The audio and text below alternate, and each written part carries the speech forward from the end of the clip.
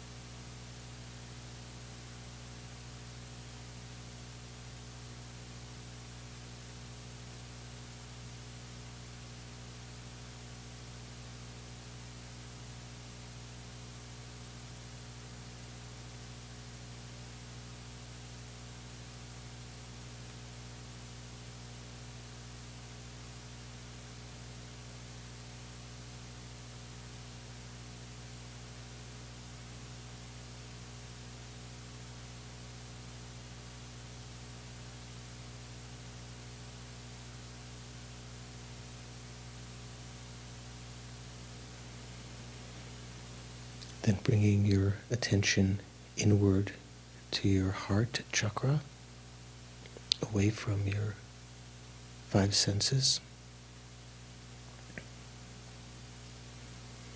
If you are familiar with the object that we're looking for, the nature of the mind, the conventional nature, the clear light nature of the mind, if you're familiar with that, the remembering consciousness of that can be easily generated, if not with a little bit of analysis, reminding yourself the mind is formless, unobstructed, allowing the different thoughts to pass through it, different appearances. And rather than focusing on the objective thoughts, focus just on that nature of the mind behind them. Even when the thoughts are threading through your mind, just defocus on them and focus on the nature behind them. Let the objective thoughts and the emotions, responses just dissipate. Let go again and again of any thoughts.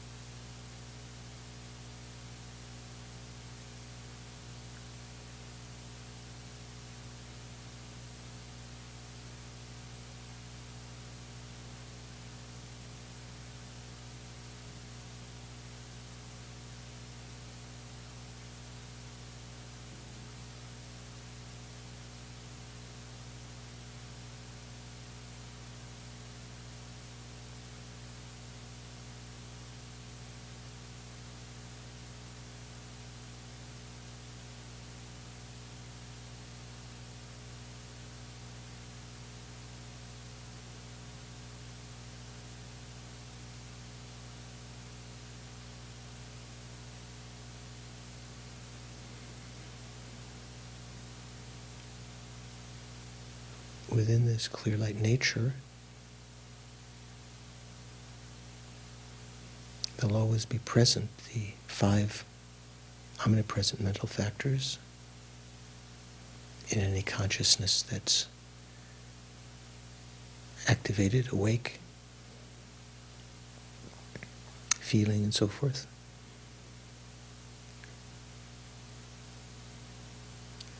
When we understand something, when we ascertain something, there'll also be the 5 object ascertaining mental factors, aspiration, and so forth.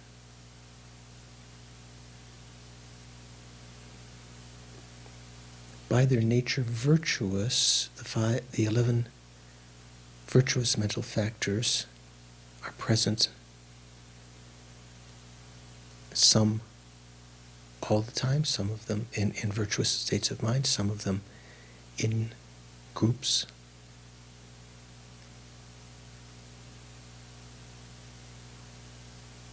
But in our minds, often we're buffeted by the 6 root afflictions, the 20 secondary afflictions.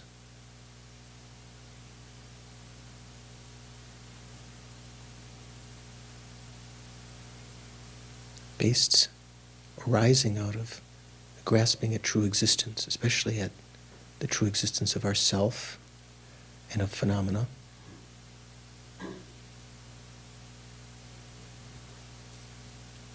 And all sentient beings who've been, like our mother, numberless times, depthlessly kind,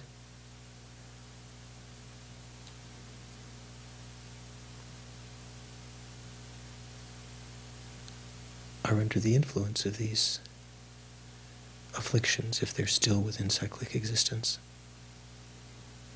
No matter what their fortune is right now, whether they're experiencing good fortune, good health, they're attractive and popular, perhaps wealthy, influential, still these mental factors arise unless they are consciously acted upon by their antidotes. Therefore, sentient beings are creating the causes for their future samsara, the future, usually samsara of the lower realms with the afflictions.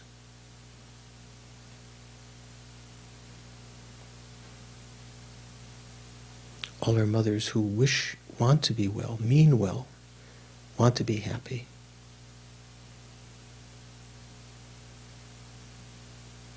creating the causes of suffering for themselves.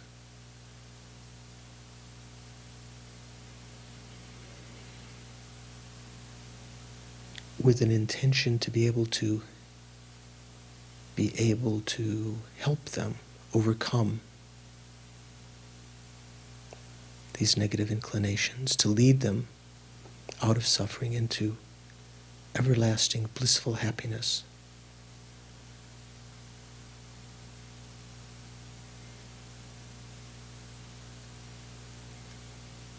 I'm going to participate in the study of the mind and mental factors, especially the afflictions tonight, to be able to identify them, to know their antidotes, having known their shortcomings, so that we are motivated to apply the antidotes.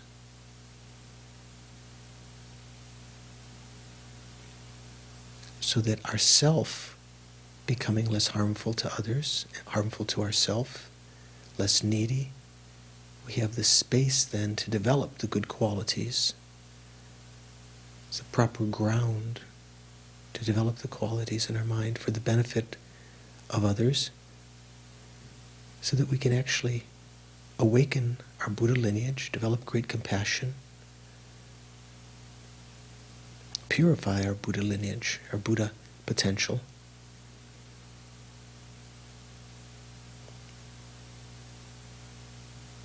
become enlightened for the sake of all sentient beings.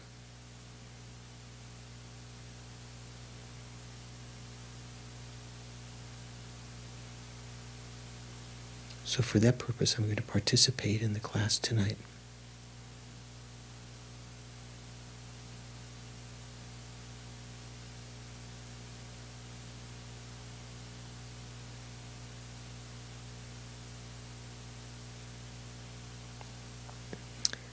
Relax. Bring your attention back.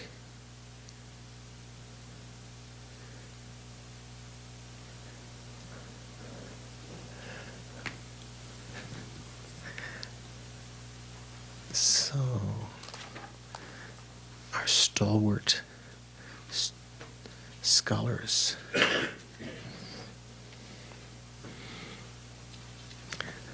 So anyone have any doubts or questions about what we've been doing? In fact, I just noticed here we're on doubt, weren't we? Of the afflictions. Okay, Madam. Why these particular 11 mental factors have been, Richard's mental factors have been chosen, because I'm sure there's a lot more. So I wondered why these are kind of...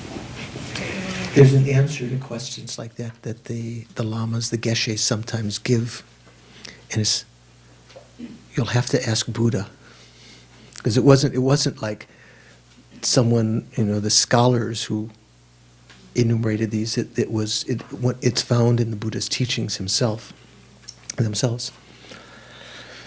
I guess usually it said these are not the only virtuous states of mind, or let's say not the only afflicted states of mind, but these are the main ones.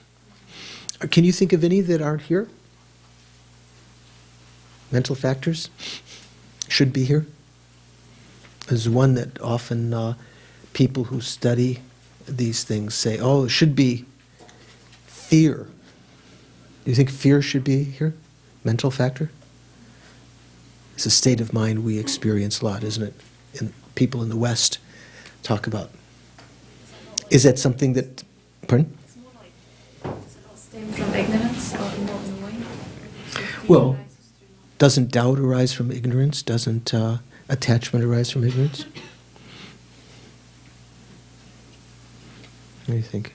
Fear. This is something a lot of people have mentioned. I remember Steve Batchelor many times asking this, why isn't fear? Actually, I think there are lots of sort of mental states. Like when we talk about the 7 ways of knowing, doubting consciousness is one of them, isn't it? But that, depending on the tenets, that might be the mental factor doubt, or it might be just a general state of having a two-pointed mind, not certain mind. I think fear might be somewhat similar to those in that it can have many different kinds of manifestations. It can be a state of mind that has arisen because of uncertainty or certainty. Maybe it's just not as precise a mental factor as these. Actually, where do you find, is fear mentioned at all in the Buddhist teachings? Just out of curiosity. Right. It's fear. That particular word is translated of what we call one of the 2 causes of refuge. So it's not unknown in Buddhism, but it's not pointed out as a mental factor even in that case. It's talked about as a general state of mind. So there's some other things like that you might investigate. Like I say, why these 11? You have to ask the Buddha. Maybe today you have to ask Lama Tsongkhapa before you go to bed, because this is the special day of Lama Tsongkhapa of the year, right? You have to make special prayers, request Lama Tsongkhapa. One of my teachers, Geshe Jambagyatso in Italy, said that when he was at Serra, when he had doubts about various things, he would make prayer to Manjushri before he went to bed. And sometimes something clears up the next day, So, you could try. Pray to Lama Tsongkhapa tonight. Okay. So did we indeed get up to doubt last time? Or did we actually finish that? On page 61? Pardon? Say again, Don? We finished that, okay. Okay, so just... Okay. There's doubt about this, okay? What is doubt? This is very short. It's a two-pointed... This is being two-minded with regard to the truths. It has the function of acting as a support for not engaging in the class of virtue. So when we talked about afflicted doubt, so this is afflicted doubt. Right? It's not doubt which, I mean, there can be some doubts which are virtuous, such as the doubt that Rebbe Rinpoche was mentioning. Even doubting that maybe, even if you're not absolutely certain that things are empty of true existence, but leaning in that direction, having a doubt, maybe they're not quite sure, but maybe they're empty of true existence.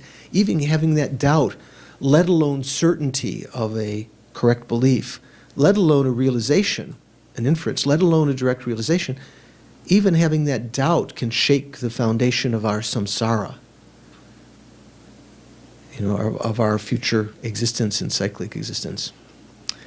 So as has been said, it is a mental factor that wavers between 2 points within observation. So it doesn't mean only of the four truths, observation of the four truths, cause and effect, and so forth. So in other words, having doubts about spiritual qualities that are conducive to our spiritual development.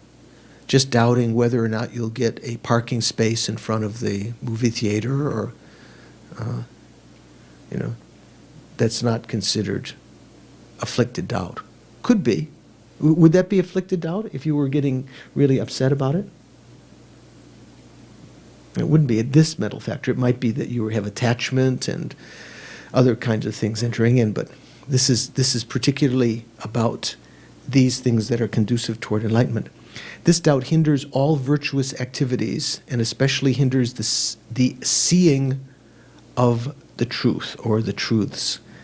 Since it will be overcome when one sees the truth, it is said to be a thorough entanglement that is an object of abandonment of the path of seeing. Yeah, I think we mentioned this last time.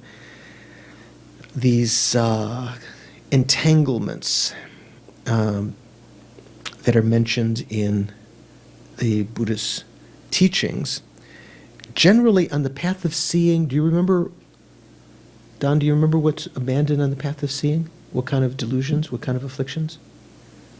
If I were to ask it that way. Intellectually formed afflictions, right? So that's in general. So there's a lot of things that are abandoned at that time, but it's sometimes said in the Buddhist teachings, there are 3 entanglements that prevent one from attaining the path of seeing and are abandoned at that point. They all are abandoned amongst the intellectually formed delusions, and they are, as is mentioned in the footnote here, view of the transitory collection, at least the intellectual form of that, because the view of the transitory collection is grasping at the true existence of the self, right? On the path of seeing, is that going to be abandoned completely? No, because that has to be abandoned gradually on the path of meditation, the subtle levels of that, all the way up till, in the present Gika, we would say up until the end of the 7th Bhumi. Right? But the intellectual form of that, the view holding wrong morality and conduct supreme, we'll talk about that in a minute, and doubt, afflicted doubt. These 3 are considered to be, when sometimes in the Buddhist teachings, he said these are abandoned on the path of seeing, as though that's all is abandoned there. And there are different kinds of explanations of why those 3 were chosen out of all of the afflictions that are abandoned there. Have we mentioned this before? Do you remember? Karen, do you remember?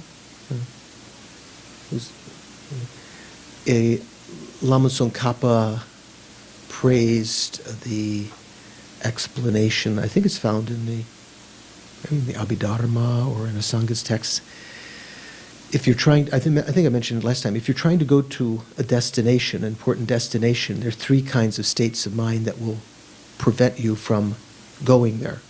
One is not wanting to go, not being motivated to go. One is going the wrong way, and another is doubt. You come to a crossroads and not knowing which way to go, having doubt. So the view of the transitory collection is a factor that, because of grasping to the self, you don't even feel like you want to attain liberation. You don't want to. You don't want to go on this journey. So that's likened to not wanting to go. And the view holding wrong morality and conduct as supreme. This is likened to going the wrong way. And doubt, of course, this afflicted doubt is like being unsure which way to go.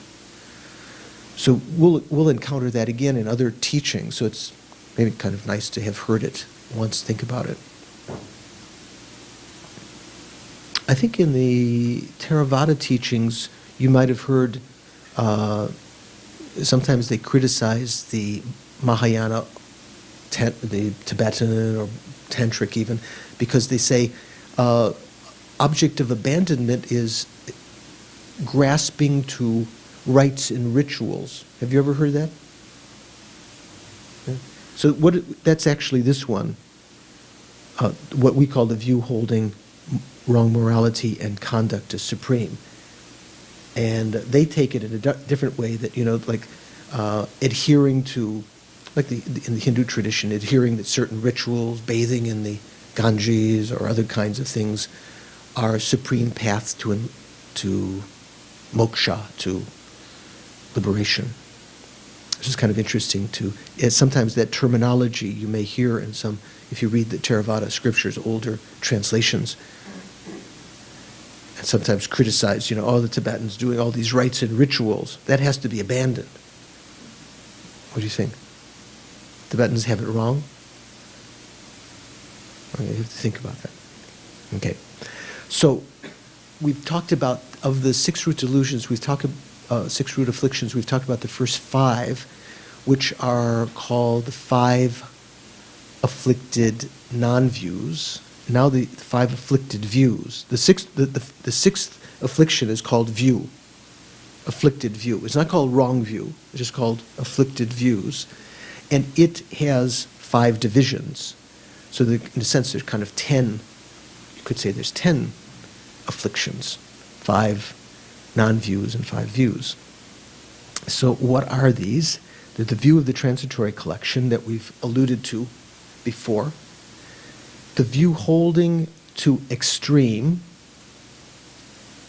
What else do we call it? Extreme view, or is there some other name that's given to that? Are you familiar with that, Chris? Extreme, the second one, extreme view, or how else is it written? Okay. Then the conception that holds wrong view as supreme, or the certain of the afflicted views as supreme, and we'll see in that it doesn't hold all of the rest of them as supreme, certain of those. Fourth one, the conception that holds inferior ethics and modes of conduct as supreme. That's sometimes in the Theravada teachings called grasping to rites and rituals. And then the fifth one is called wrong view. So you should see the name of this sixth affliction is not wrong view, it's afflicted views, because one division of that is called wrong view. So let's analyze this a little bit. It's kind of interesting.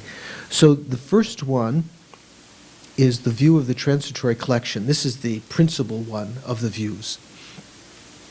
This is the monster. This is the boogeyman. Did your kids have fear of the boogeyman, your daughter? Yeah? They still? Yeah? Do we call them? Do we still call it that in the States? The boogeyman? Was it? Oh. George Bush. Yeah, I know. Okay. When I was a kid, my uncles there was this passageway in my grandpa's house, and they could kind of hide and then come out with this big devil mask on. When we were, I don't know, 3 or 4 or 5, we had this. Always talked about the boogeyman. I think I told you about what it's called in England. I've told you this before, right? In England, it's called the bogeyman. Is that right, Brish? Do you remember the bogeyman? Yeah, instead of the boogeyman. In America, we call it the boogeyman. There it's a boogeyman. I remember at Manjushri, when we were all together there was a comic book, or sort of a bound, one of these thick things. It was the story of the bogeyman. And it was this happy-go-lucky guy, kind of sort of coal-colored or sort of suit-colored. And he had his bogey wife and bogey children. And he went off to work at night. His wife made him this little, lunch bucket or something. His job was to go and to squeak the doors and to make the floors squeak, and during rainstorms to make the shutter shake. And he was completely benign, though. That was just his job, he was doing his job. And I thought it was brilliant, because if kids read that, and then if they jumped into bed when they're scared, the mom could just say, "Oh, just don't worry, it's just the bogeyman. He's doing his job."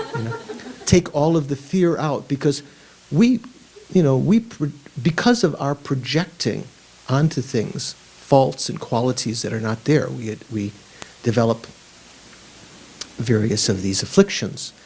One of the projections is, of course, the sense of true existence. It seems to be appearing, it arises due to our karma. So if you can begin to recognize that these, like the boogeyman, that they are not, or the bogeyman, that they're not really there, that can be very helpful. So what is the view of the transitory collection? Just the name of this is, in Tibetan we say Jiksok La Tawa. Here it's just abbreviated Jikta. Jik means transitory or subject to destruction. Sok means collection, like when we have the Sok Puja, or Sangye Chodang, Sokki Chognang La, assembly. So Jiksok La means to, Tawa means view. View about, viewing the transitory or collection, or the collection which is subject to destruction. What is that collection that's subject to destruction? The 5 aggregates. So in the lower tenets, I mentioned before, the lower tenets take the referent object of this afflicted view, Jiksok Tawa. They take the referent object as being the 5 aggregates, that you're actually observing the 5 aggregates and conceiving them to be a self-supporting, substantially existent person. The Prasangika say that's not the case. Subtly what's happening is you're observing the conventionally existent person. Okay, conventionally existent. Is it Gary? I forgot. What's your... Yeah. Carl.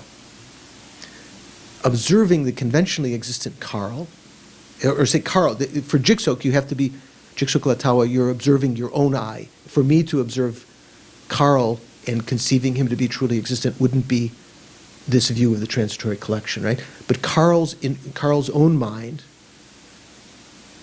observing the sense of a self, which conventionally exists, just Carl who's imputed upon his body and mind, but conceiving that to be truly existent, that's called the view of the transitory collection.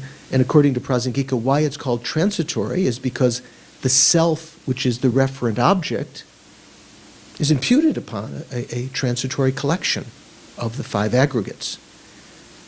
But the 5 aggregates are not the object that you're observing. You're observing the self itself, and conceiving it to be truly existent. Okay, so let's see what Asanga said in the compendium of knowledge, the Abhidharma Samachaya. What is the view of the transitory collection? It is any endurance, desire, intelligence, conception, or view which views the five appropriated aggregates as a real I and mine. It has the function of acting as a support for all views. So all the other views are based on this. When I said I and mine, it's I and mine, not I and mind, M-I-N-D. It's I and mine, M-I-N-E. So this is, there are two things in here. We'll go back to the first thing first. It said here in this definition, this is not the highest sort of prasangika interpretation because it says it views the five appropriated aggregates as a real I or mine. Because here it's taking the aggregates themselves as the observed object. That's not, in the prasangika, that's not the actual object of observation, okay? So this is a lesser, not the final definition. And it conceives of them, or the I, to be a real I or mine. What does mine mean? Have we talked about this before? Do you know, Chris?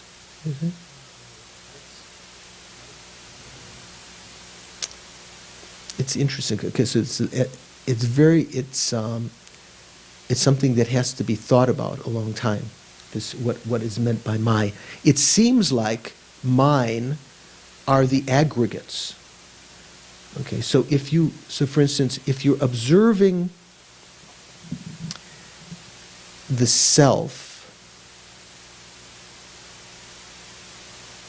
or you're observing the sense within the mind. So there's two different states of mind that arise. There's a sense of grasping to the self. Okay, just self itself. And then there's also a sense of mindness, which is still considered ego grasping. It's not that state of mind is not observing the aggregates, otherwise it wouldn't be a view of the transitory collection. That's still viewing the sense of my. If you ask what the objects of my or the objects of mine are, your aggregates in general, the close things, your feelings, your discriminations, your intelligence, qualities or faults that you may be sensing to be your own. So when we continue in the explanation of penetrative insight with Rupa Rinpoche, that will be one of the things when we talk about overcoming the self-grasping. There's two kinds of self-grasping within our own mind. Grasping to the self of the person and grasping to the sense of my, which is actually, it's not, the sense of my is a subjective mind that has the sense of ownership. Do you have some feeling of what I'm saying? Experience. Well, it could be ownership of things like you were saying, your aggregates or other things, but it's not observing those things that it thinks it's owning at this point. It's just observing the sense of my, and like if it was the experience of your life as you're observing it and saying, this is my life, this is my observation, this is my... Yeah, there used to be that TV program, This Is Your Life. You remember that? Maybe you're too young to remember that. This is my life, yeah. Maybe sometimes maybe that's Chris's experience to be thinking that often. This is my life. I don't think that often, but it's not that I think it's someone else's life, but okay. Frank. So you're not saying that mind refers to those simultaneously born exaggerations of the five aggregates. Remember we talked about the five aggregates, and there's all the things that you impute onto them that are exaggerated. Yeah. that are the simultaneously born. That would be an example, especially grasping to the five aggregates, or say the form aggregate or the feeling aggregate. Grasping to those as truly existent would be an instance of the earlier the affliction called ignorance. That's the root of the different kinds of ignorance. That's the main one that Nagarjuna pointed out. There's the other kind of ignorance that's just ignorant about the law of cause and effect and the four truths and so forth, so that it may engage in unskillful actions. But that's not the main. The principal kind of ignorance is grasping to true existence. So grasping to the true existence of the aggregates. So this view of the transitory collection is, in a sense, a subset of that. It's a particular kind of one which views your own sense of self or own sense of mine, and conceives that to be truly existent. There is a conventional self. Say there's a conventional Frank. There's a conventional Darcy. There's a conventional Carl. So those are examples of selves that we may conceive of in our own mind. You know, or I am Dorje. But then conceiving that to be truly existent would be the first kind of instance of this.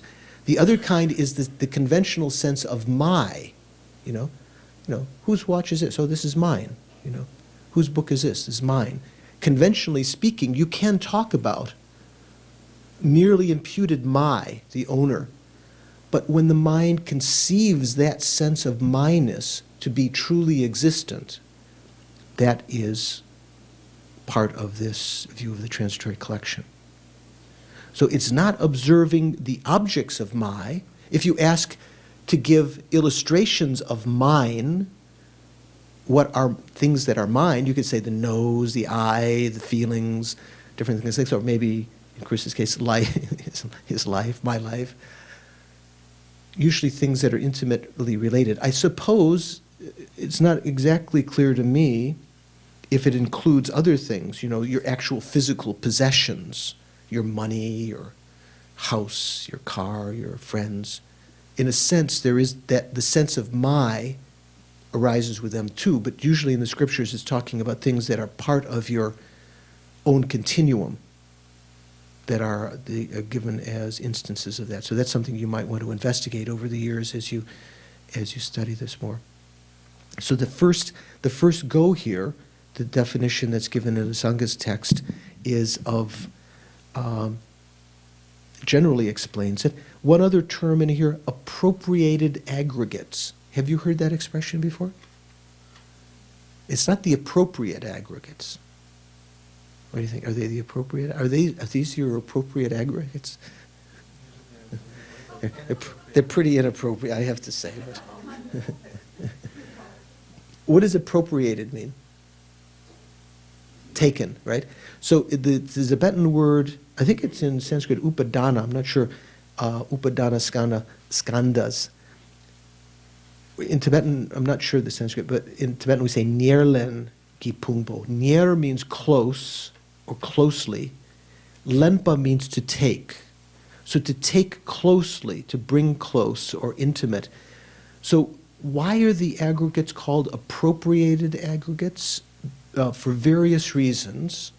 Because before we entered into this life, when we were in the bardo, our mind stream was not connected with these aggregates yet, but because of our karma, we entered into the fertilized egg and appropriated that and the ensuing gross consciousness to be our own.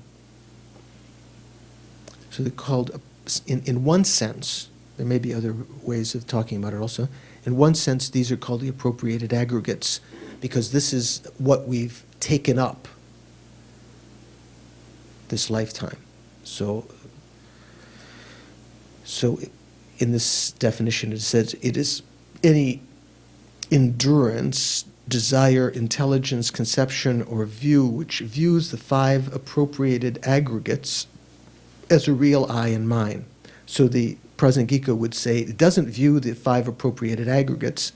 It views the conventional I or mine imputed on the 5 appropriated aggregates. It views them as a real or truly existent I and mind. Mine, not mind. Okay, so let's see what else it says here. So that probably says a lot. As has been said above, it is an afflicted wisdom. So remember when we were talking about ignorance also, although there's some kinds of ignorance which are just unknowing, sort of unclarity of mind, the main ignorance, avidya, marikpa, was actually a kind of afflicted wisdom.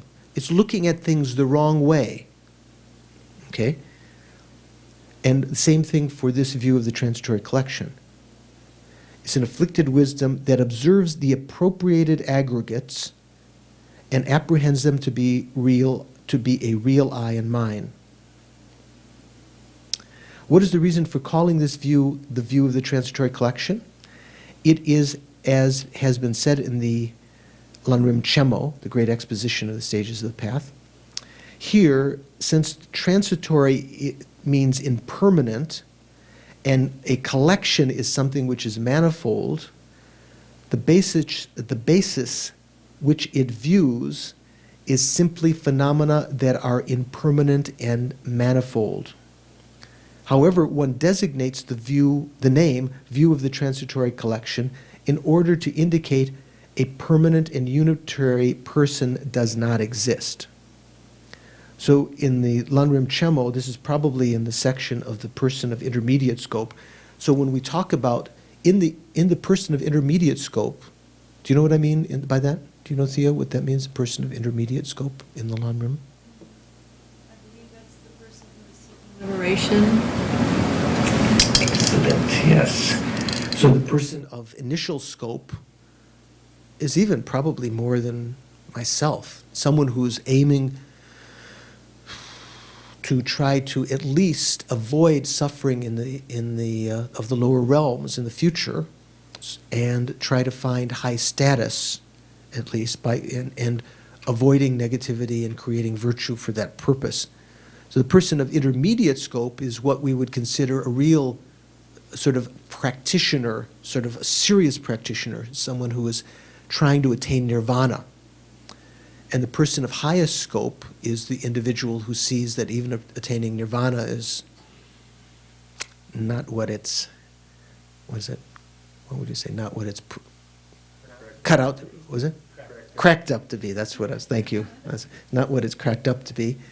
And recognizes that I must attain enlightenment. So that's a person of high scope. So in the explanation, in the Lanrim Chemo, most of the explanation of the afflictions comes in the person of intermediate scope.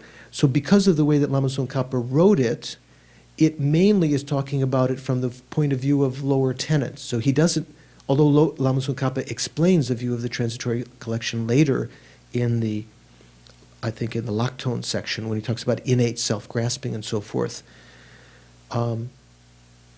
here he's talking about it takes as its basis simply phenomena that are impermanent and manifold. So talking about as though one actually is observing the five aggregates.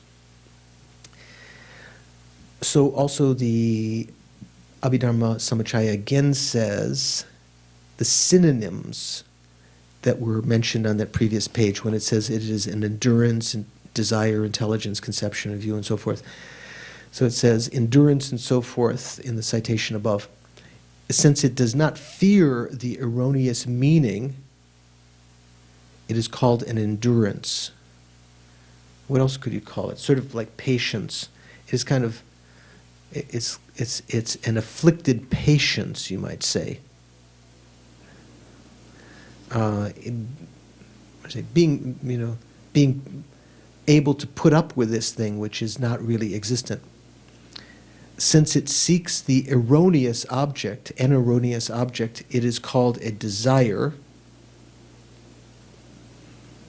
Since it thoroughly discriminates that object, it is called an intelligence, because it does have that kind of aspect. It is an afflicted intelligence or wisdom. Since it strongly adheres to that object, it is called a conception. And since it observes that object, it is called a view. The view of the transitory collection has the function of acting as the support for all bad views. So here's a quotation from a text that I don't know, Guya Datta's text. Guya means secret and Datta means given. By the text written by Guya Datta, I guess, called Expression of Realization of the Seven Maidens. Okay? It says, when will we eradicate the view of the transitory collection, the mother of all views, and no longer desire the enjoyments of cyclic existence? That's a nice thought to have, you know. When will we get rid of this mother of invention? Do you remember Frank Zappa, some of you? The mothers of invention? This is kind of the invention of all of our samsara. I sometimes when I'm just by the fortune of the proximity of my gurus or coming in contact with the relics or some good karma ripening, I have some momentary thought, how, wouldn't it be wonderful to be rid of desire rather than always seeking the objects of desire to satisfy, And here, wouldn't it, when will we eradicate the view of the transitory collection, the mother of all views, and no longer desire the enjoyments of cyclic existence? Do you think that would be boring, no longer to desire the objects of cyclic existence? Well, you are all already ripened. If we ask this in a group of people who are coming here for the first time, say, wouldn't it be good if you no longer desired the enjoyments of cyclic existence? They would, come on, excuse me, that's what life's about, right? The enjoyments, and of course, if you didn't desire them, you'd never get them. And if you didn't get them, what would life be worth? Wouldn't that be a common kind of thing, kind of idea? So even to have this kind of thought, I think is quite sublime, to think, wouldn't it be wonderful? When will that happen? What will that be like when I overcome desire? I no longer have that itch that has to be scratched. The 7-year, the chocolate cake itch, the 7-year itch, whatever. So when in the scriptures, the Buddha talked about 20 kinds of transitory collection. Now you're all going to go, oh no. At least it's not 84,000, right? But let's see what it is. The 20 is quite easy to understand because it's sort of like, 4 times 5 or something like that, right? Can you multiply 4 times 5? Does that come out to be 20? So what is it saying? When the view of the transitory collection is divided, there are 20 types of view of the transitory collection. So the viewing forms as a self. So most of these are examples of intellectually formed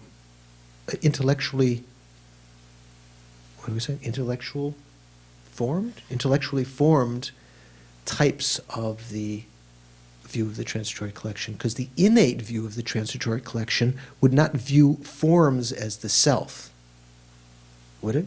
It views the self as truly existent. It's not viewing the forms.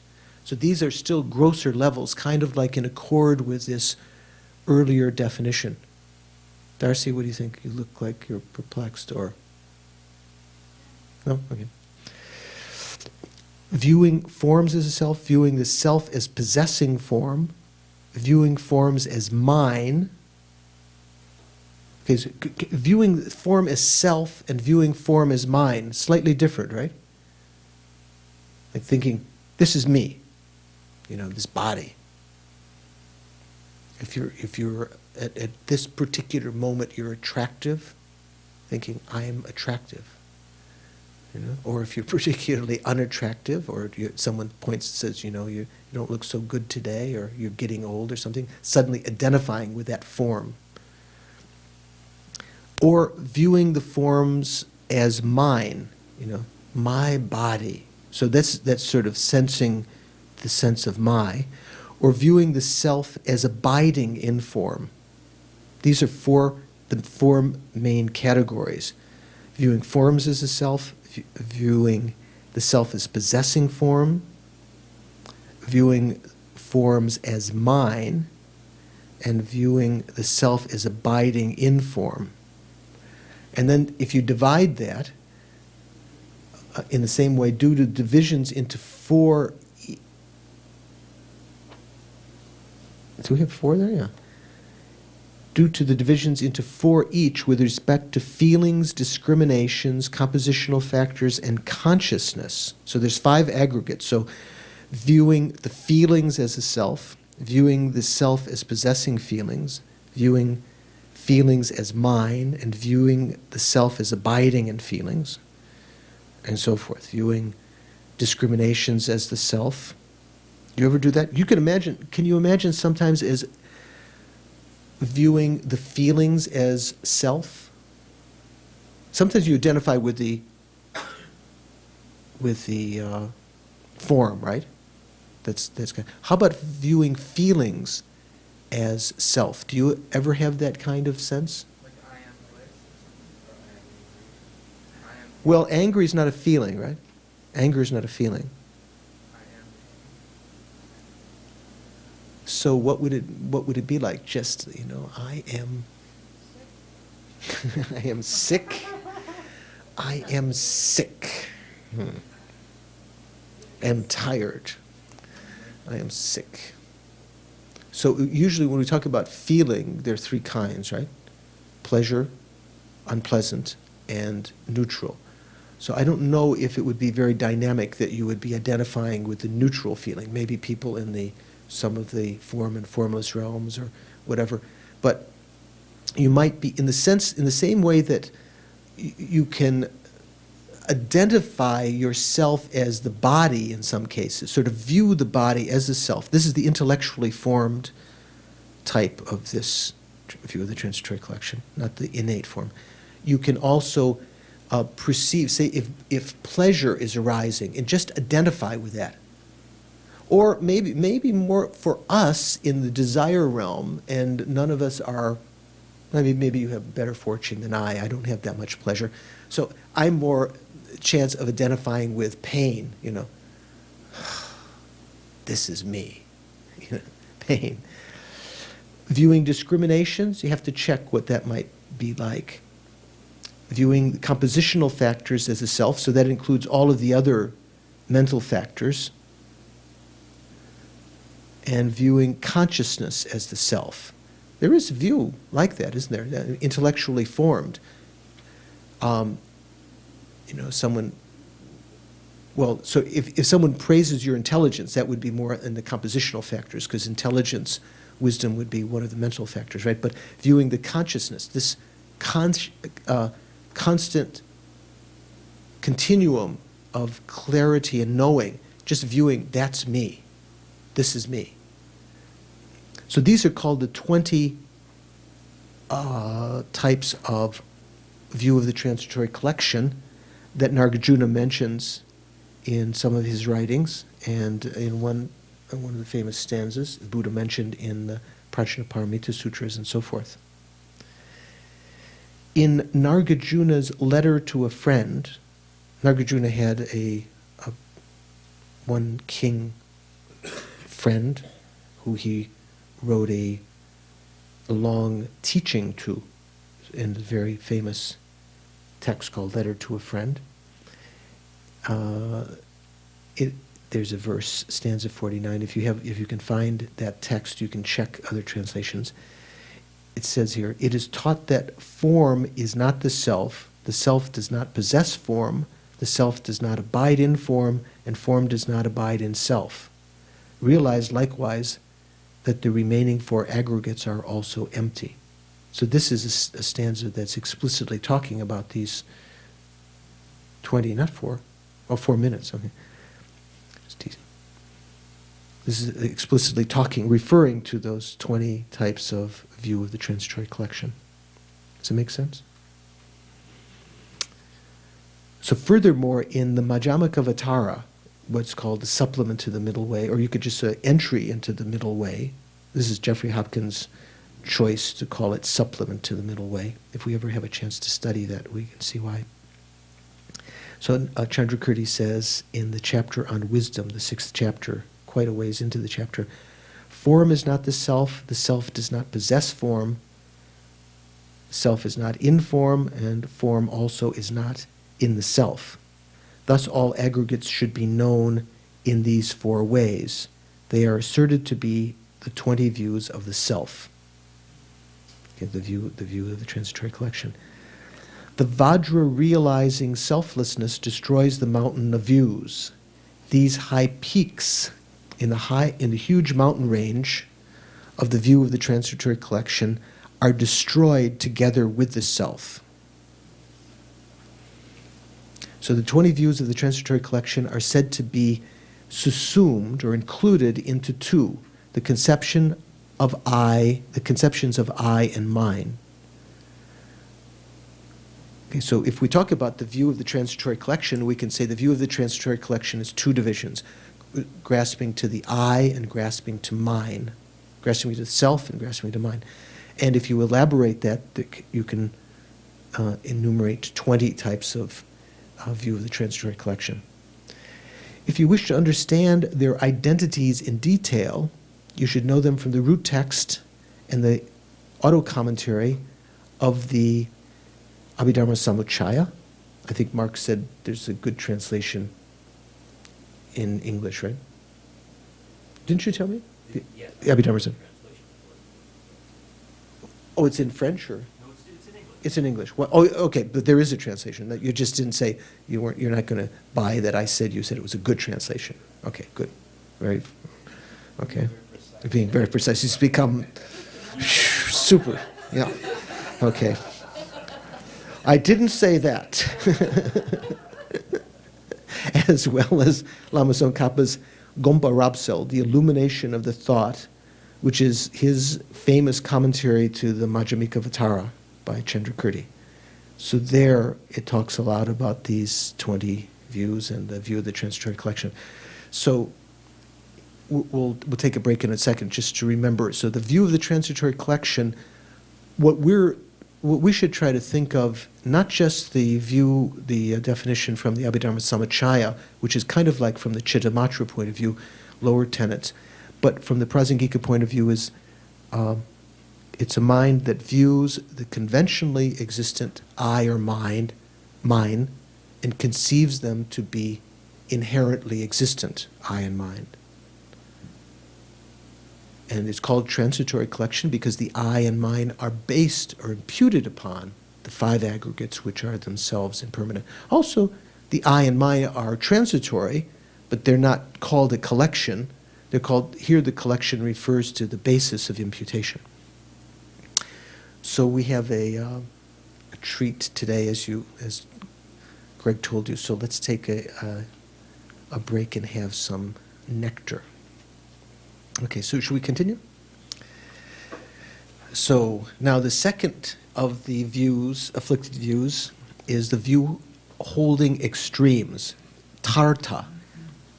Ta, this first one, tar, you know, those of you who are studying Tibetan, you know that the ra at the end is a locative particle, so it is viewing to the extreme.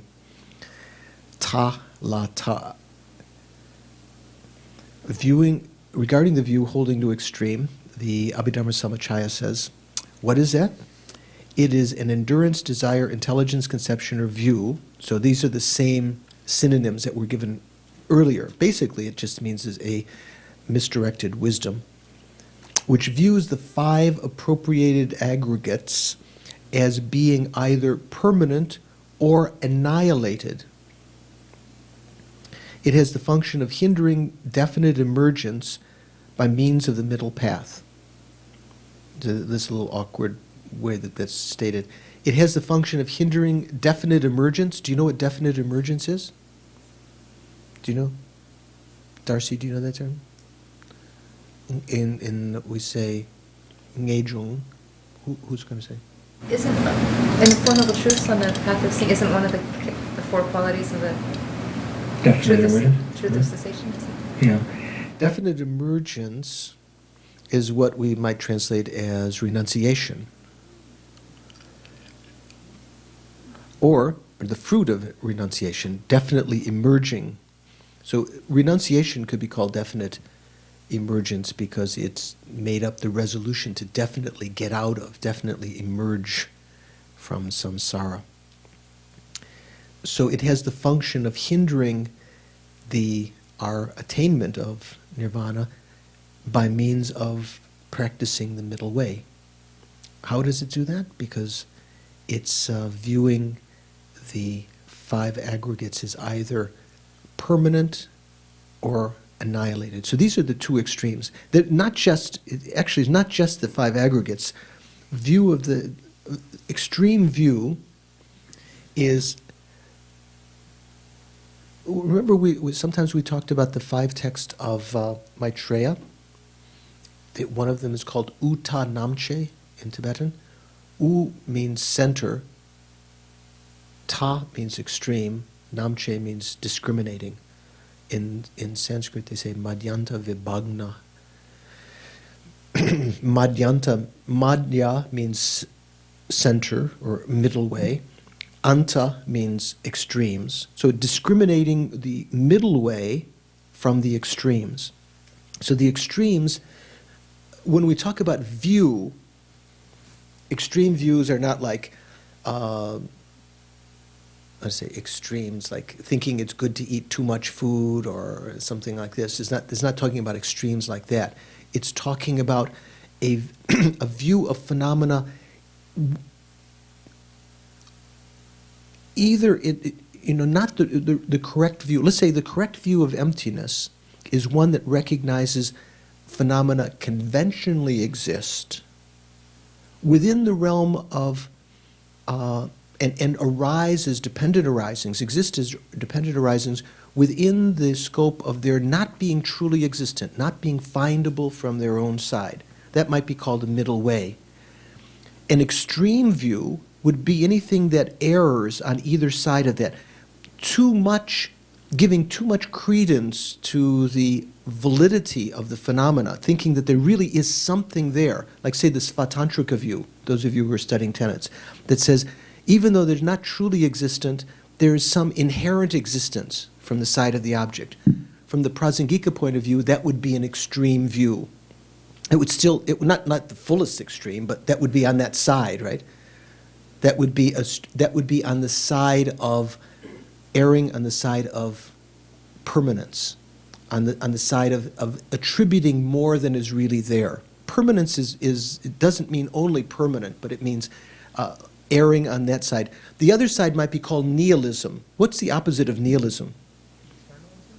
You might say eternalism. That's why it says permanence. You might translate it as eternalism, but it doesn't necessarily mean that the thing will exist eternally, but just erring on the side of a greater amount of either permanence or validity or existence than is actually there. The other extreme would be erring too much and saying, phenomena do not exist at all. They are just illusions. Actually, what did the Buddha say? Did he say phenomena are just illusions? There's something I've mentioned many times. They are like illusions, right? Phenomena are like illusions in that they appear one way and exist differently. But phenomena are not illusions. They do have some conventional validity. So you can err on the side of annihilation or nihilism, negating too much. There's no law of cause and effect. There's no need to practice virtue. Even whether they be white clouds or black clouds, they still obscure the sun. There's this quotation that's attributed to the Chinese monk Hashan Mahayana, who debated in Lhasa, at Samye rather, with Kamala Shila. Remember the famous debate at Samye? So there are different levels of this view. Sometimes it also refers to the situation when the Buddha was asked at the time of his teaching. At the time when the Buddha passes away, when the Buddha passes into parinirvana, does the Buddha continue to exist, or is he annihilated? And you know what the Buddha said? Just that, nothing. He remained silent. It was one of the 14 questions that the Buddha remained silent and didn't answer. There were different kinds of questions during his preaching, and sometimes the scholars later, they could call the 14 unanswered questions, right? So, does the Tathagata continue to exist after parinirvana, or does he cease? So why didn't the Buddha say? There is a middle way. There is a way of saying, but if you think of, if the Buddha, knowing the person's mind, saw that they only saw those two alternatives, it's like you can't say it's either one of. It's like, do you still beat your wife? Yes or no? Yes, it means you still beat your wife. No, that means you no longer beat your wife. So you can't really answer that question. Do you walk to school or do you carry your lunch? And I mean, what can you say? If you've only got two alternatives, you just remain silent. So do you ever get questions like that? People ask you? I don't know. There are probably many questions we have. Do you love me or not? They want the love has to be real, or else you don't love them at all, or something like that. So views of extreme views have to do with from the Prasangika point of view. It's talking about something more subtle, about the correct view of reality, holding reality as not, as, let's say, inherently existent. Which would that be? Would that be a view erring toward nihilism or toward what you might call eternalism or permanence, or that other extreme? If you thought the things that, although they were not truly existent, they were inherently existent. That's on the material side or the permanent side or the eternal side, right? If you thought that the law of cause and effect, because phenomena did not truly exist, there was no law of cause and effect, so there was no need to practice karma, observing abstention from negative actions. That would be a nihilistic extreme, okay? So, as has been said above in this definition, it is an afflicted wisdom which observes the self that is held by the view of the transitory collection and apprehends it to be either permanent or annihilated. So here in this presentation, it's taking its referent object to be the self, not just the, when we talk about extreme views in general. How does it hold that self to be either permanent or annihilated? As I said, does the Tathagata, after the Tathagata enters into parinirvana, does the Tathagata continue to exist, or is he annihilated? That kind of view. The great exposition of the stages of the path, Lanrim Chemo says, the view holding to an extreme is an afflicted wisdom which, observing the self that is held by the view of the transitory collection. So in other words, it's based on that view, right? All of these views are based on the view of the transitory collection. So the view of the transitory collection from the Prasangika point of view is viewing the conventionally existent self, considering it to be truly existent, and now holding that self, that truly existent self, as either being permanent in the sense of being unchanging, or being annihilated at the time of death, in the sense of not transmigrating to future life after this life. What would you say, is it a common view in the world today, the nihilistic view, when we talk about it in terms of the self? after this lifetime, kaput, right? You know, a lot of people say, well, it's just this life. Maybe spiritual traditions that believe in a soul, maybe they're erring on the side of the other side, thinking that it continues to exist. Yourself, you're going to meet up in heaven with your husband and wife, or maybe you won't have a husband and wife, but husband or wife, or your loved ones. Maybe, yeah, never know. That's an interesting one. That might be in the Guinness Book of Records. I'm sure there have been people that have had husbands and wives. Huh? Well, I'm not sure, but I'm guessing, Okay. Let's leave that one. Okay. Therefore, since this bad view causes one to fall into the extremes of permanence and annihilation, it is the principal obstacle to progressing on the middle path, free from these extremes. Okay, so the third one is the view that is viewing some of the other views as being supreme. Let's see what this is. This is called the view of conception of views as holding views as supreme. Tawa chokzin. Chok means supreme. Zin means holding. Here she's translating zin as conception, but it means holding the views, certain of the views, as supreme. What does it mean? It is any endurance, desire, intelligence, conception, or view which views other views and the locus of views as, that is, the five appropriated aggregates, the basis of that, to be supreme, to be chief, to be superior, and to be excellent. It has the function of acting as a support for strongly adhering to bad views. As has been said above, it is an afflicted wisdom that observes other bad views and the aggregates, the locus, independence upon which they arise, and holds them to be supreme. Let me just read what, as is explained here in Geshe Repton's presentation here. Let me talk about the view of superiority.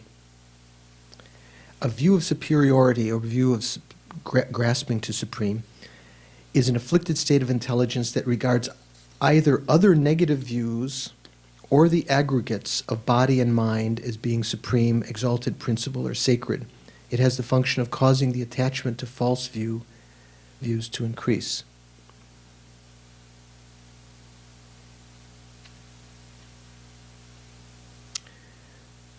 Thus, such a view would be the thought that there is nothing superior to the belief in a self-existent person that is eternal and unchanging. This kind of thinking only exaggerates and strengthens our false opinions. I'm not sure, I thought it would say here, I am of the, I have some nagging memory that this view doesn't view all the other four views. I think it views the other, three of the other views as supreme. I don't think it views wrong views as supreme. I'm not sure. Anyway, I'll see if I can check for you.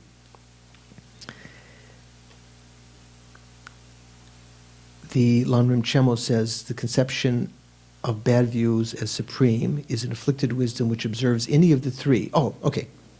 The view of the transitory collection, conception of bad views as supreme, or wrong view, and the aggregates of the viewer, independence upon which they arise, and holds them to be supreme. So what view does it not take as supreme? It views any of the three. There's 5 views, right? This is one of them, the view of supreme. So that means there are 4 other views. The view of the transitory collection. It doesn't take tarta, the extreme view, as supreme. You with me? No? Who said no? Okay. Its function is specified as acting as a support for strongly adhering to wrong views because it deposits the imprints for not separating from bad views in this life and supreme future lives. Why is that? Well, it's kind of like, this is okay to think this way. Not only is it okay, it's right. It's the best view. The self does exist. The self is truly existent. The view of the transitory collection. This is supreme. This is the correct view. Then the view that we talked about before, fourth one, which in the Theravada is called holding, grasping to rites and rituals. Here it's, as we have it more precisely, grasping to ethics and modes of conduct as supreme. When it says modes of conduct, tulshuk means ascetic conduct.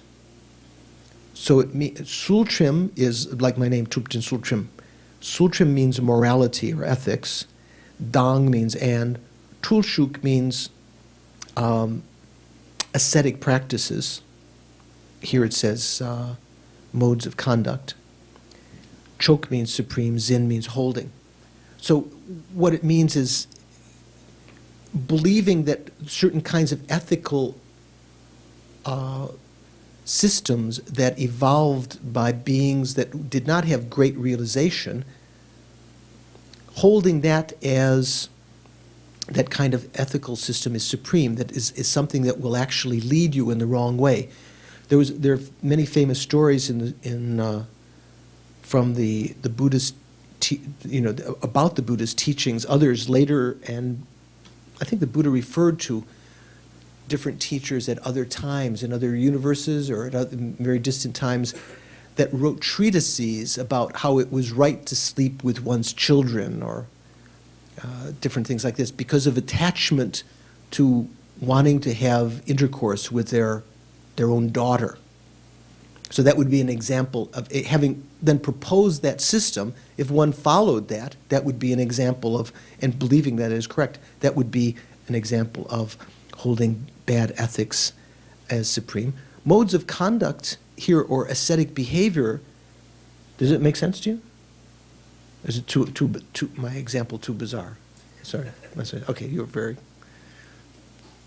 it's going to be too bizarre for you. Okay. This is actually mentioned in tenets and in the sutras. I think Chandrakirti refers to it also in that particular incident in the Majjhimakavatara. In modes of conduct, this is something that you may know of. Do you ever see pictures of the sadhus in India who might spend years standing on one leg, or with their arm up or their arm in the sky, or sitting between, what do they say, how do they call it? 1, 2, 3, 4, 5, 6, 7, 8. The 9 fires.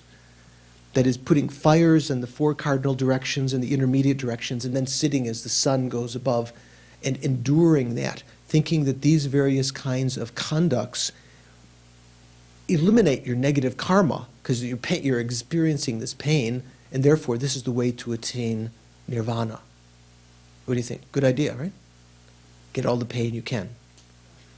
Well, this is what holding that as a supreme kind of conduct is, this particular kind of wrong view. Let's see what the text actually says here. What is the concept? What is the holding of ethics and modes of conduct as supreme? It is any endurance, desire, intelligence, conception, or view which views ethics and modes of conduct and the locus of bad ethics and modes of conduct, that is the 5 appropriated aggregates, to be purifying, liberating, and delivering. So it doesn't mean viewing correct ethics and modes of conduct, but viewing ones that are erroneous as being purifying, liberating, and that which brings about deliverance, or escape from cyclic existence. This kind of view has the function of acting as a support for fruitless fatigue. Oh, that's nice. An alliteration. We should have support. We should try to find something with an F in it also. Then we'd have 4. Support for fruitless fatigue. As has been said above, it is an afflicted wisdom that observes bad ethics motivated by bad views, or ethical systems motivated by bad views, modes of conduct or ascetic behavior that prescribe physical and mental activities, such as wearing animal skins and so forth, and the abodes of ethics and modes of conduct, the 5 appropriated aggregates, any kind of view that perceives them to be purifying and liberating. So you see, if you look in books about Indian sadhus, or maybe you've seen in India, these different kinds of beings that engage in those kind of activities. From a Buddhist perspective, when the Buddha talked about this view, that's what he was referring to, that kind of behavior. So sometimes in the Theravada, they try to say the Mahayana, doing pujas and different kinds of rituals, same thing, fruitless fatigue. You should just meditate on the 4 Noble Truths. But from the Mahayana point of view, to be successful in meditation, you have to have an accumulation of merit and purify negative karma.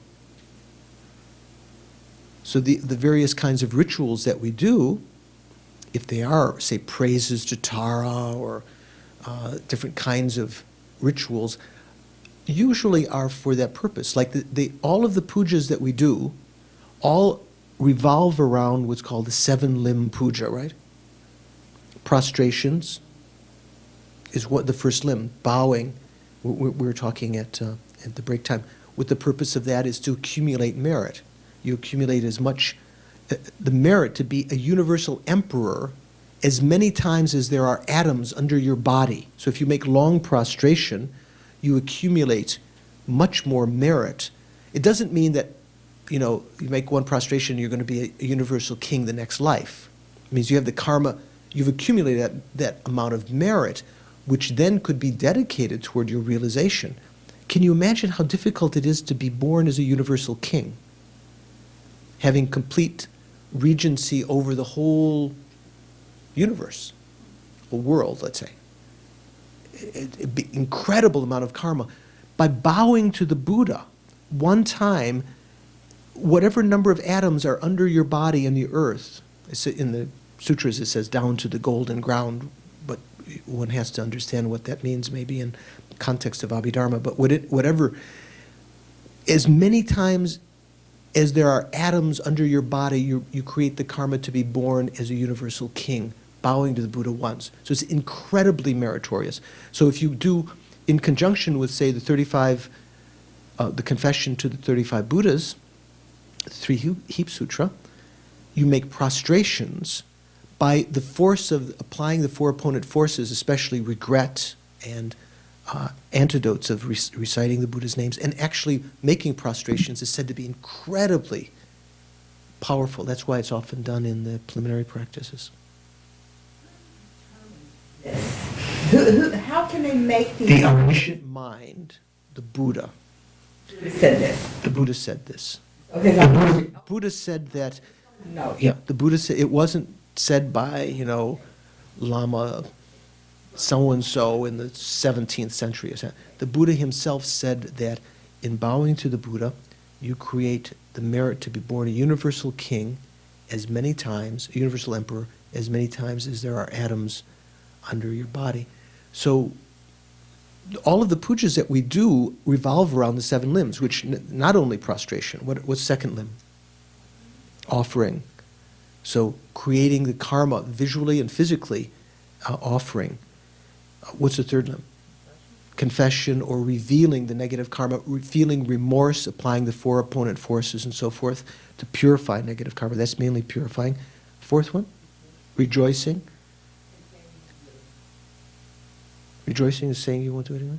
No, there are 4 opponent forces, such as, that's one of them also, but there's 4.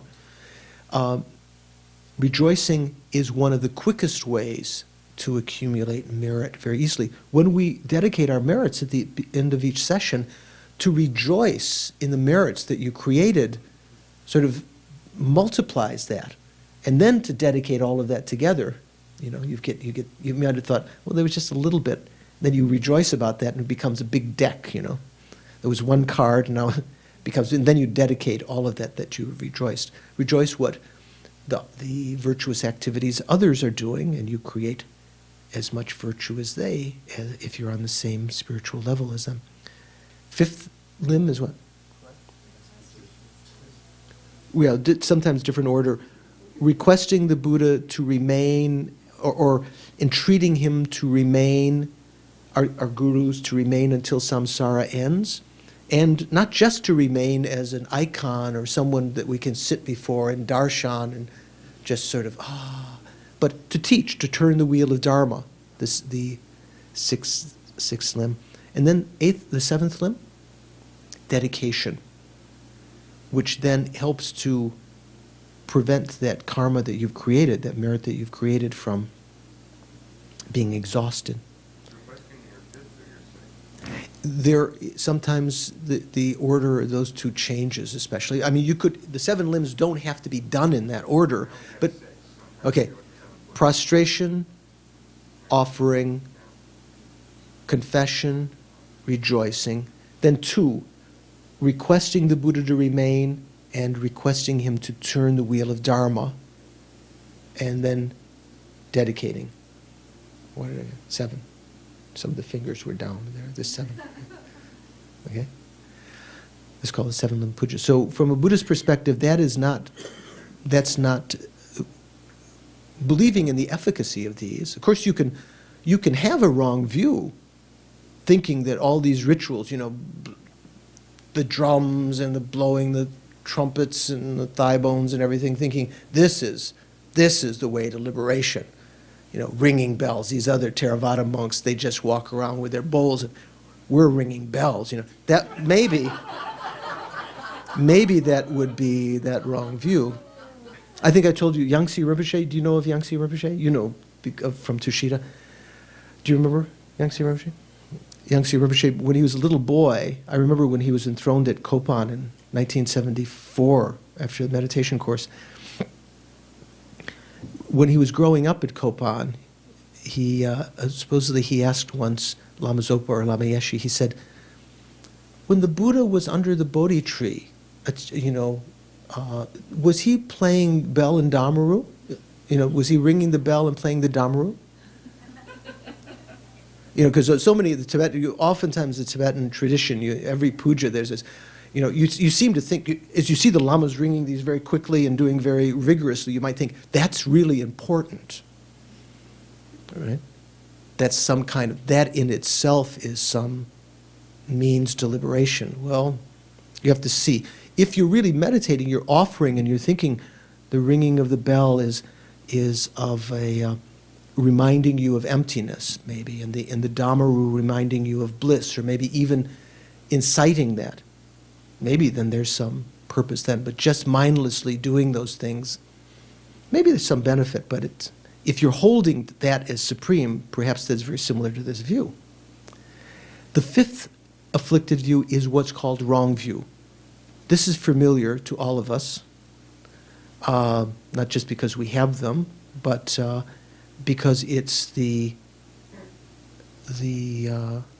one of the three actions of mind in the 10 paths of 10 paths of negative actions, right? The 10, what do we call it? The 10 non-virtues, 10 paths of non-virtue. This is usually considered the 10th. So what is wrong view? It's one of the afflicted views. It is any endurance, desire, intelligence, conception, or view. So in other words, it's a distorted wisdom which deprecates cause and result, cause and effect. That means karma and its results. Or functionality, dependent arising, and wrongly conceives existent, disintegrating things. It has the function of severing the roots of virtue, holding tightly to roots of non-virtue, and acting as a support for engaging in non-virtue and not engaging in virtue. Wrong view. So sometimes I like the kind of translation, although it's not very literal, opinionatedness. It doesn't mean just being opinionated, Al Gore is better than George Bush or something like this, or Macintosh is better than PC or something. That doesn't mean, this means opinions, holding a very strong view or opinion that there's no law of cause and effect. You guys are, there's no future lives. What are you doing? Why are you making charity to this beggar that's not going to have any results and so forth? Having that very kind of strong opinion would be this kind of wrong view. Of the kinds of negative states of mind that can eliminate the roots of virtue, one that we talked about before was anger. Here's another one. Holding wrong views very strongly can act as a mechanism to actually destroy your roots of virtue. One of the other ones that's mentioned in the scriptures is abandoning the Dharma. So anger, wrong view, and abandoning the Dharma are things to kind of like avoid. What is that?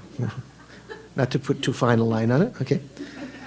As has been said above, it is an afflicted wisdom which views the law of cause and effect of actions, the causes, actions which are causes and their results, views past and future lives and so forth as non-existent.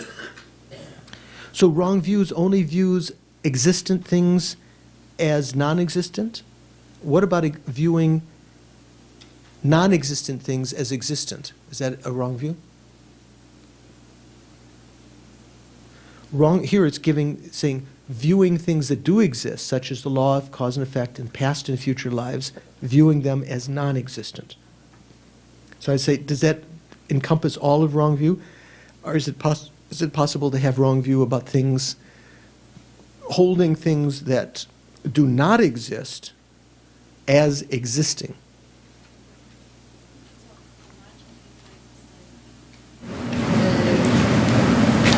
The Lord of the Rings. What's the ear on the rabbit or something? Yeah, horns of the rabbit. Horns of the rabbit. Horns of the rabbit. Yeah, they really exist. So that would be a wrong view? That would prevent you from achieving liberation? Holding the horns of a rabbit to exist? Well, let's see what it says here. Wrong view is an afflicted wisdom which deprecates stating past and future lives, actions and their results and so forth do not exist, and on the other hand holds that Ishvara, who is Ishvara? Maybe, yeah, there's another name sometime for Shiva. Ishvara, Avalokiteshvara. Ishvara means the Lord, or the powerful one, right? Holds that Ishvara, the fundamental nature, which is another concept of some philosophical schools that hold, that's, the not emptiness or something like that, but some kind of nature that everything arises from, holds that Ishvara, fundamental nature, and so forth, to be the cause of migrating beings. So that would be an example of holding something that does not exist, that is the case that they are the cause of migrating beings, holding them to be the case. We would say God in the Western, like Christian theology, from a Buddhist perception, although there are great great saints of Christianity, if one were to be very opinionated and be holding very strongly that sentient beings, migrating beings, were caused by God, isn't that what Christianity, some Christianity, does Judaism hold the same thing? Are you Jewish? Okay, I thought maybe I was just asking about Judaism. Okay. Okay. What was I saying? Holding that God created the heavens and the earth and the souls of sentient beings from a Buddhist perspective, that might be very close to this if you were holding it very, very strongly in such a way that it prevented you from actualizing other kinds of higher paths. It doesn't mean that on the basis of that you couldn't practice virtue, but from a Buddhist perspective, it would, from the point of view of practicing the Buddhist path, it would be something quite damaging. When wrong views are divided, there are there are 62. Let's see, does it mention that here? Wrong views that deprecate causes, wrong views that deprecate results, wrong views that deprecate functionality, and wrong view that deprecates existent things. So all of these are deprecations, right? Although in general there are many wrong views, since the wrong view which deprecates actions and their results, past and future worlds, rebirths and so forth, severs all roots of virtue, it is taught to be the most serious among all wrong views. So not all wrong views, like say, for instance, holding that God is the creator of sentient beings, that wouldn't be have the same effect as the wrong views such as holding the law of cause and effect and past and future lives as non-existent. That would have, having that kind of opinionatedness, holding that kind of view would be something that would sever the roots of virtue, maybe not all of the wrong views. So there's some debate about whether wrong views always deprecate or whether there can be wrong views that, as here, hold something that is non-existent as existence. Let's see here. What does it say? Geshe-Repton's text. He calls mistaken views. A mistaken view or wrong view is an afflicted state of intelligence that denies the existence of something which in fact exists. So as Geshe-La's definition is just taking it as deprecation. That's the major form. So there's some debate about that, whether other things believing that things that do not exist, believing them to exist. That's not as detrimental. It acts as a basis for the obstruction of any wholesome conduct. An example of a mistaken view would be the denial of any causal relationship between actions and their results, a refusal to believe that happiness is the outcome of virtue and suffering is the outcome of evil. Likewise, to deny that a state of freedom from suffering exists. Come on, this is just how it is. You can't get out of it. This would also constitute a mistaken view. In addition to mistaken view that deny the existence of something existent, we can also speak of mistaken views that ascribe existence to that which is non-existent. So that's kind of a subsidiary. The main mistaken view is to deny that which does exist and is conducive to the path to enlightenment. Then, here there's a little discussion of the category of afflicted views. Furthermore, when the 5 types of views are condensed, they can be condensed into 2 views. Views that superimpose and views that deprecate. So we're saying here, even wrong view mainly is deprecating, right? Do you know what deprecate means? Do you know what that means, Chris? To put down? Just to say that something that has some qualities doesn't have, and so forth, to criticize and so forth. When the 5 are divided, there are infinite divisions. The 20 views of the transitory collection, here it mentions the 62 wrong views, the 14 unspecified views, that means unpredicted. There were 14 questions that the Buddha was asked that he remained silent. I can remember once being in the Jeep with Lama Zopa Rinpoche on a pilgrimage somewhere, and I asked Rinpoche some question that, and Rinpoche just didn't raise anything. I didn't answer. So I realized I had to check up. Sometimes we expect an answer all the time. It may be that the way that our mind is functioning at any given time, maybe it can't be answered to us at that time because we're holding very strongly it's one way or the other. The 14 unspecified views are the 4 views which are based on the past limit. Well, let's say over here. The 62 bad views are taught in the net of Brahma, the Brahma Jvala. He's got Jala, Jvala. Jvala means net. Brahma Jvala Sutra. Fearing wordiness, if I were to set forth the individual identities in detail, I shall not mention them here, and I can hear all of you breathe a sigh of relief, the 62. But if you, the Brahmajvala Sutra is a very famous one. This is one that is the origin in the Pali Canon for some ideas of Western scholars that think the meaning of dependent arising or dependent originate, what is it called? Dependent, codependent arising is that everything is dependent on everything else. Is that the meaning of dependent arising?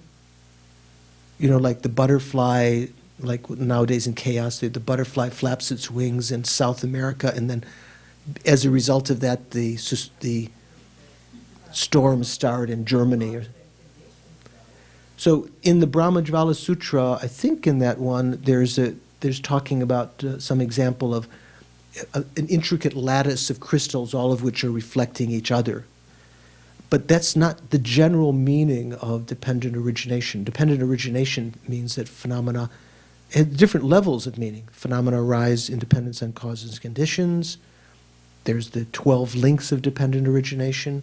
Phenomena exist in dependence on their parts, from this sort of main kind of meaning in the Svatantrika system, and in the Prasangika system, the subtlemost view, phenomena arise in dependence upon 3 things: on the basis of designation, the imputing consciousness, and the imputation or name, conception that's given. Those are like 3 legs of a tripod. I was going to say tripod. All of which, actually, if you have an actual, nowadays when we make tripods, we have them welded together or tied together, right? But you can actually make a tripod. What would it be called? Is there a name for that, where they all rest upon one another? You don't have to have any string. Tripod. So in that sense, all of those are dependent on one another.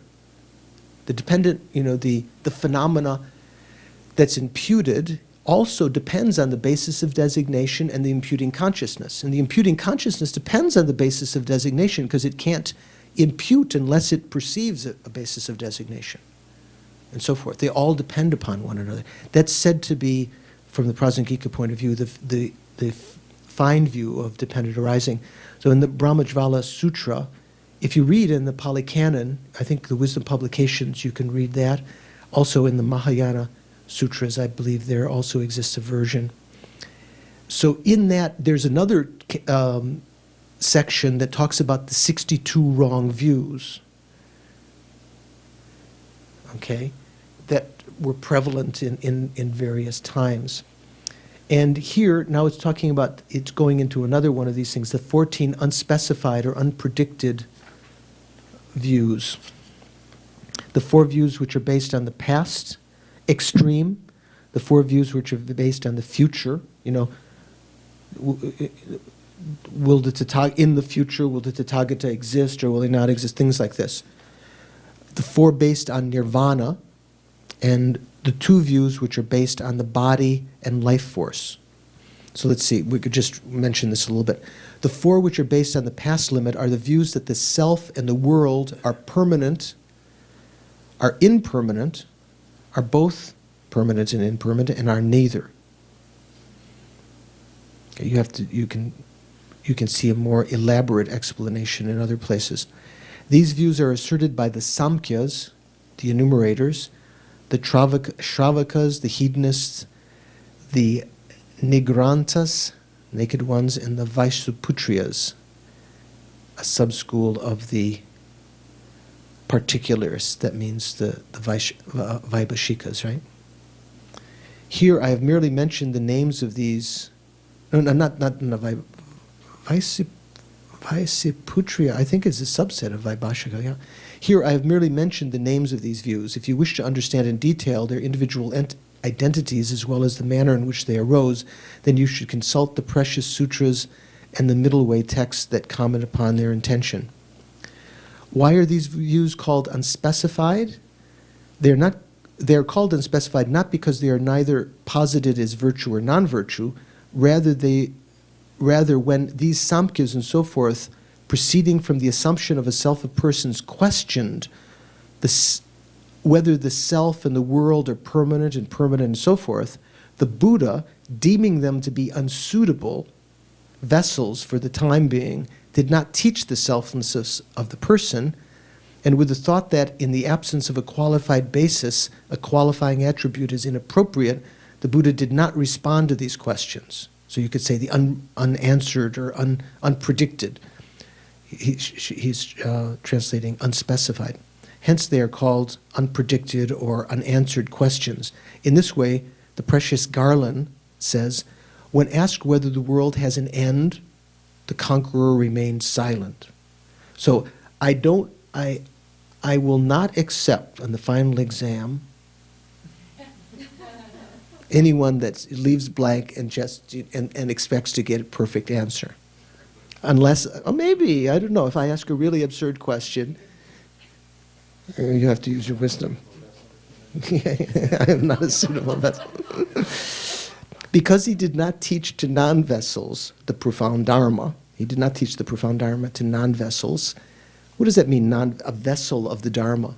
What's another word? Receptacle, or what's another word we could use? You know, a person who is suitable to receive the teachings. We're not, you know, not everyone is a suitable vessel for the Dharma right now. If you go into a restaurant in San Francisco and you say, watch your karma, you know, or you go into the Chinese restaurant and say, don't kill those lobsters, you'll create, maybe the people actually generate much negative karma. They might not, someone might be a receptacle, but they might not. Because he did not teach to non-vessels the profound Dharma, the wise, those who are wise, understand that the omniscient one is indeed omniscient. So in other words, the scholars, so-called scholars, Western scholars who debate about, oh, there were these things the Buddha didn't know. You know, because when they asked him, there are 14 things, they asked him these things and he was perplexed, he didn't answer. The wise, as it says in the quotation here, understand that the omniscient one is indeed omniscient, as he knew when to speak and when not. So very briefly, we will have a practice day on Sunday, and we'll, in addition to meditating on the antidotes to these, we're going to go over these 20 secondary afflictions also then. But let's just go just briefly now as a overview of them. The 20, as you see enumerated here on 68 and 69. Belligerence. What is that like? What is that connected with? Hostility. We need some experts in that. Anyone an expert in belligerence? I won't ask. No, never mind. Here, in Geshe Rabtin's text, other people translate it as wrath, troa. Resentment, second, also is connected with anger, is sometimes called vengeance or grudge. Right? Grudge doesn't sound tough enough, right? Does it sound tough? Yeah? Vengeance, let's say, here, we'll see. Okay. Spite, most people translated that this is kind of a verbal manifestation of anger. And all of these are secondary mental factors, right? Secondary afflictions. So they're kind of they're variations arising from anger or similar to anger. Jealousy, also sometimes translated as envy. So you have to check, is there a difference in English between envy and jealousy?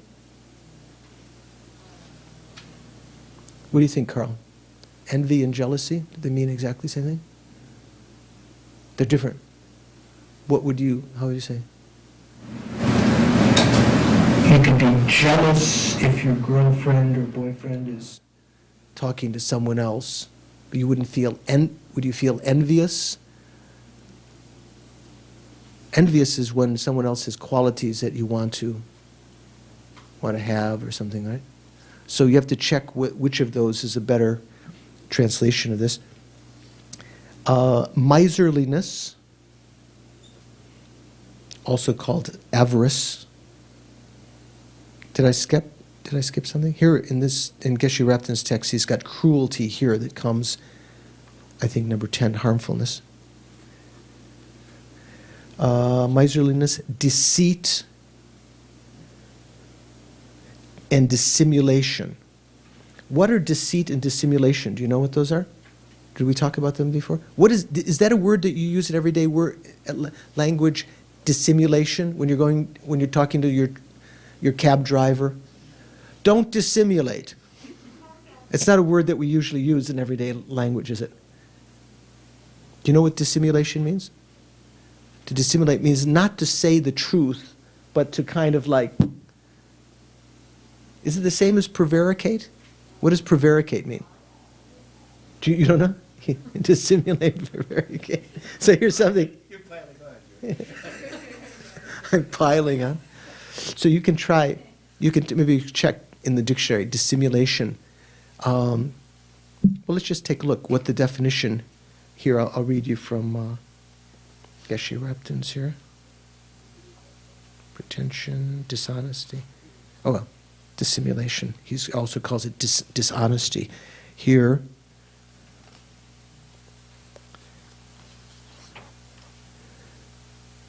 after deceit. Deceit is gyu, when you're saying something is there, pretending to have qualities that you don't. Dissimulation, yo, is it commits faults due to excessive attachment to gain and honor and is involved with attachment and ignorance. It has the function of hindering the acquisition of perfect instructions. As has been said above, it is an awareness that wishes to hide one's faults. Actually, it didn't seem to say that. It commits faults. I think it hides faults. So one of them, dissimulation, is pretending not to have faults you do have. The other one, deceit, or I guess that, there's a good word, is pretending to have qualities you don't have. One is hiding qualities, hiding faults you do have, and one is pretending to have qualities you don't have. Then, where were we? Lost the page here. Concealment. Am I going in the right direction? One more page. 69, thank you.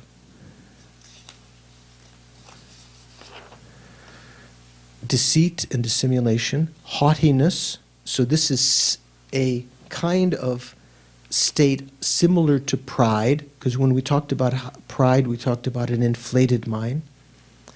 Harmfulness, this might have been called in Geshe Rapton's book, cruelty. Non-shame and non-embarrassment, these are the opposites of the roots of virtue. Shame and embarrassment. Lethargy, where have you heard a lethargy and excitement recently? In the teachings on tranquil abiding, right, on calm abiding. Lethargy, is that sinking? Is that the mental factor that lethargy is the cause of laziness? Here, lethargy is mukba. This is not chingwa, sinking, which is the main fault of tranquil abiding. This is kind of, as you say, this is a cause of laziness, and also this is a cause, or this can result from sinking. You can become this heavy kind of dark mind. So it's not exactly sinking. In fact, sinking is not one of them. But the next one, excitement, is that one of the two main obstacles to developing tranquil abiding. This is losing the object of concentration due to attachment. Non-faith, this is the opposite of faith. Laziness, we are all experts in that. Non-conscientiousness, notice several of these are exact antidotes, exact opposites of the virtuous mental factors. Non-conscientiousness, Forgetfulness, that's the opposite of mindfulness. Non-wisdom, opposite of wisdom. And distraction. What's the difference between distraction and excitement? Do you know, Georgie? So excitement is losing the object due to some kind of attachment, some kind of finding the thing appealing. Distraction is a general kind of losing of the object. Let me see if it has non-faith. 81. Distraction, nampar yengwa, namyeng, generally means wandering or distraction. It is a scattering of the mind and is involved with attachment, hatred, and ignorance. So that's a general thing. And just because, just for completion, just mention that in addition to the 20 secondary mental factors, which we'll go over a bit on the practice day, there are 4 other mental factors that are called changeable. So they're neither by their nature virtuous or non-virtuous, but they change according to the situation. And they are sleep, as on page 83, sleep, regret, investigation, and analysis. Sleep, does that sound like a mental factor? Remember we talked about contact? Didn't sound like a mental factor at first, right? If you investigate what sleep is, it's actually a mental factor that causes the mind to be drawn inward. And that state can be virtuous or non-virtuous depending on your motivation. Regret, if you regret giving money to the Buddha or or giving to the beggar, later thinking, oh, if I hadn't have done that, I'd have enough change for the bus now. Why did I give to that beggar? That would be a regret that became negative. If you regret your virtuous actions, becomes negative, non-virtuous. If you regret non-virtue, that's one of the 4 opponent forces. That's actually a virtuous action. So it depends. It can change. Investigation and analysis. If you investigate how to cheat on your income tax or how to hurt others, how to make better bombs to blow people up, do that kind of analysis. Investigation and analysis only differ in their degree of subtlety. So they can be virtuous or non-virtuous. So just in addition to the practice day, just for a little bit of closure for our California vocabulary. Do they say that everywhere now? It's kind of common vocabulary, isn't it? Sadly. When I grew up, there was no closure. There's something that came. I don't know when that came. Do you use that in San Francisco, in Oakland, that kind of terminology? I need some, please, we have to talk about this. I need to have some closure. No? Yeah, it's very common. Closure? No, it just means that, you feel that that's been finished. It's closed. Okay, so let's dedicate the virtues. Let's get some closure here. Let's dedicate the virtues of today, this evening, Lama Tsongkhapa Day, and the merit that we've created this course, all the merit that we've created that has not yet ripened, even the merit that we will create in the future. And think, due to this merit, may I quickly achieve the state of a Guru Buddha, and by so doing, may I be able to alleviate the suffering of all sentient beings and lead them in that very same state. Set them in that very same state.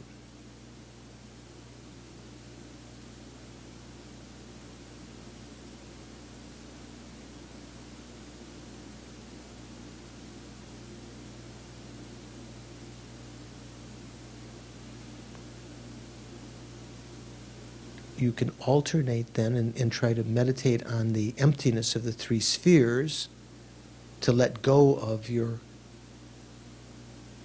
tendency to view these 3 things, the merits, the goal and the dedication as truly existent, and then to dedicate again conventionally within that sense, that understanding of non-true existence.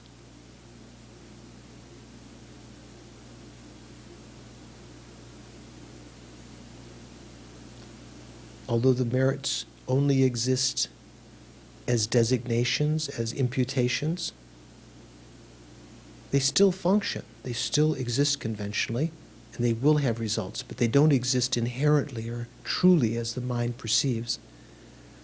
Also, the goal of our achievement of enlightenment can come about. It's a dependent arising. Does not exist truly, inherently, from its own side, but still functions. And this act of dedication, strongly wishing that these merits ripen in that way, can't be found anywhere. It doesn't exist truly or from its own side, but still functions to bring about the result of causing these merits to ripen, to be drawn in that particular direction of the goals that we dedicate them toward.